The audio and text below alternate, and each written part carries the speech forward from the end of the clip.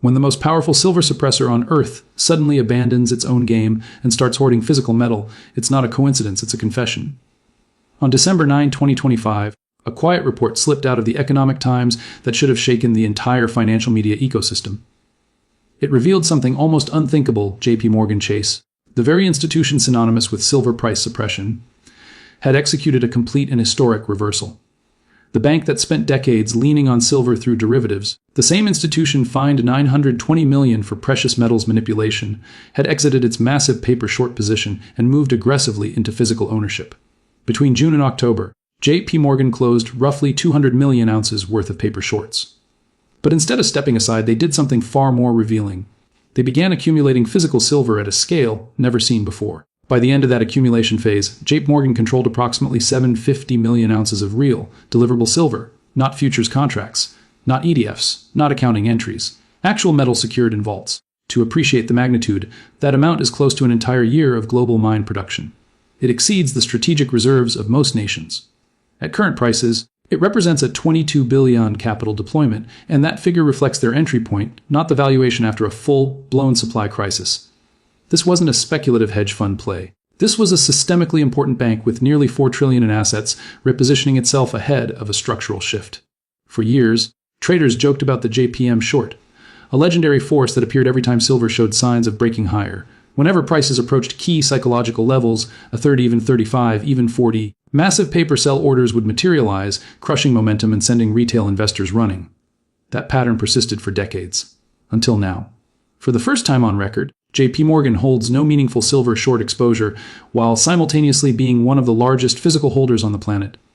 That's not portfolio balance. That's a directional conviction rooted in mathematics. What J.P. Morgan recognized is simple but devastating: paper manipulation no longer works when physical supply disappears. Three forces have converged, and each one reinforces the next. First, physical silver availability has evaporated. Lease rates, the cost to borrow actual metal, spiked to roughly 35% annualized in October 2025. That's not normal stress. That's desperation. Banks were willing to pay exorbitant interest just to access silver temporarily. As one market participant put it bluntly, nobody has metal anymore. These conditions only appear when a system is cracking beneath the surface. The second pressure point is COMEX inventory, registered silver, meaning metal actually available for delivery against futures contracts, has fallen to levels not seen in over a decade. At the same time, open interest has surged. The exchange now carries roughly 4 paper claims for every ounce of deliverable silver. In practical terms, that means the market functions only as long as most participants don't ask for what they're contractually entitled to. It's a fractional reserve structure masquerading as a physical market. The third force is industrial demand, and this is where the equation becomes irreversible.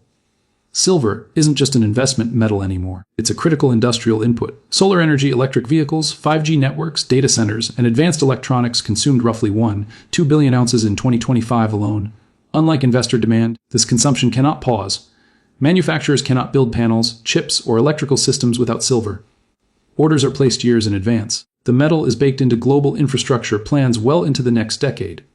When J.P. Morgan evaluated these realities together, the conclusion was unavoidable. Suppression, through derivatives, had reached a dead end. The bank that once profited from keeping prices low instead committed billions to positioning for the inevitable repricing. And here's the detail that should unsettle anyone relying on paper exposure. J.P. Morgan's reversal aligned almost perfectly with the U.S. Mint admitting it couldn't source enough silver to meet coin demand. If the official mint of the world's reserve currency struggles to obtain metal, what does that imply for ETF holders expecting smooth conversion to physical? This wasn't J.P. Morgan betting on a short-term rally. It was an institution reading the endgame, and this story didn't begin in 2025.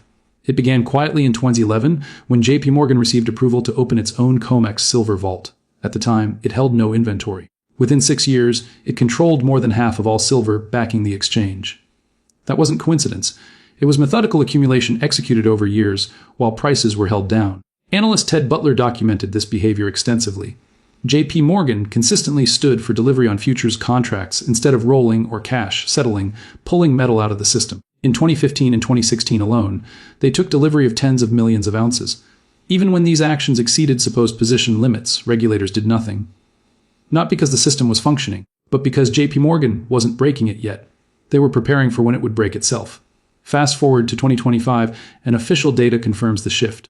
Commitment of traders reports showed an unprecedented collapse in commercial short positions. In a single reporting week, large banks reduced short exposure by nearly 80 million ounces, far more than seasoned analysts expected possible. At the same time, hedge funds and speculators moved aggressively short. This inversion is historically rare. The entities with the best information went long while momentum chasers bet against the move. Then came October 8, 2025. A buyer, widely believed to be India, placed an order for 1,000 tons of silver in the London market. That's about 32 million ounces. Not an absurd amount, less than 4% of annual mine supply. Yet the market froze. Lee's rates exploded from near zero to triple digits. Trading desks pulled liquidity. One of the world's largest refiners suspended silver trading entirely. If London truly held the metal it claimed, none of that should have happened. The episode revealed what many suspected: much of the reported inventory exists only on paper. During the same window, J.P. Morgan completed its transformation. Over 4 months, it closed 200 million ounces worth of shorts, removing the primary source of downward pressure and redirected that capital into physical accumulation. At peak pace, they were adding hundreds of thousands of ounces per day. They sourced metal from exchanges, ETFs, private deals, and industrial holders. These are privileges only a global banking giant can access. This wasn't hedging. It was pre-positioning. Critics often invoke the Hunt brothers as a cautionary tale, but the comparison fails under scrutiny.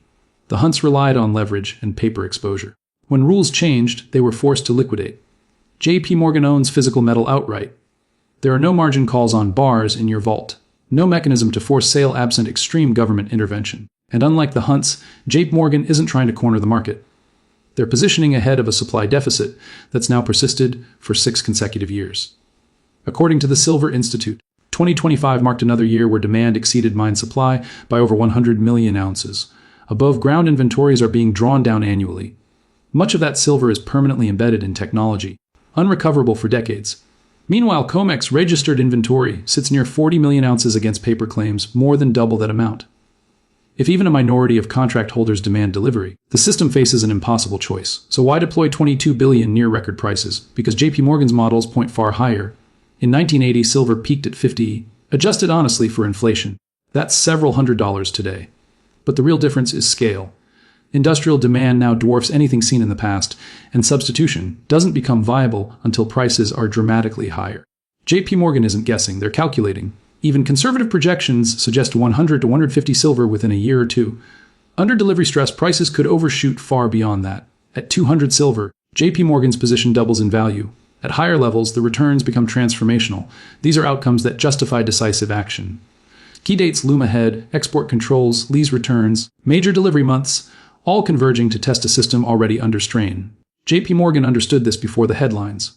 While analysts debated pullbacks, the largest player in the market finished accumulating. Silver sits near record highs today, and most media voices insist it's too late. Yet the institution that once suppressed the market just went all in with its own capital. That's not optimism.